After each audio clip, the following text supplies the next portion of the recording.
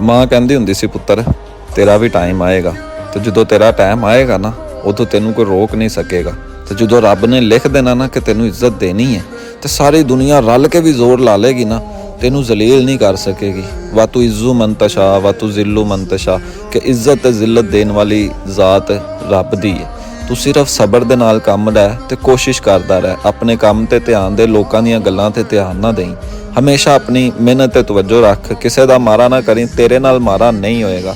ਤੇ ਮਾਂ ਮੇਰੀ ਇਹ ਹਕੀਕਤ ਗੱਲ ਹੈ, ਮੈਂ ਆਪਣੀ ਮਿਹਨਤ ਤੇ ਤਵੱਜੋ ਦਿੱਤੀ, ਅੱਲਾ ਦੀ ਜ਼ਾਤ ਨਵਾਜ਼ਦੀ ਹੈ, ਅੱਲਾ ਦੀ ਜ਼ਾਤ ਦਿੰਦੀ ਹੈ। ਮਾਂ ਤੇਰੀ ਲਫ਼ਜ਼ ਬ ਲਫ਼ਜ਼ ਗੱਲ ਸੱਚ ਹੈ कि अल्लाह ताला तकदीरां बदलता है, इंसान सिर्फ कोशिश करे। कोशिश करने वालों की कभी हार नहीं होती।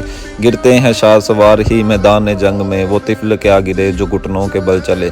कि कोशिश तो करनी पैंदी भाईजान, तो कोशिश करने लिए अगर ਤੁਹਾਨੂੰ ਘਰ ਛੱਡਣੇ ਪਏ ਨੇ ਤੇ ਮਿਹਨਤ ਜਾਰੀ ਰੱਖੋ। ਕੋਈ ਵੀ ਕੰਮ ਮਾੜਾ ਜਾਂ ਚੰਗਾ ਨਹੀਂ ਹੁੰਦਾ, ਇਹ ਗੱਲ ਸੱਚ ਹੈ ਕਿ ਮਿਹਨਤ ਨੂੰ ਕੋਈ ਮਿਹਨਾ ਨਹੀਂ, ਕਿਸੇ ਨੇ ਕੋਈ ਦੇਣਾ ਨਹੀਂ। ਕੰਮ ਕਰੋ ਜਿਹੜਾ ਵੀ ਹੈ, ਭੌਂਕਣ ਦਿਓ ਕਿਹੜਾ ਵੀ ਹੈ, ਕੰਮ ਕਰੋ।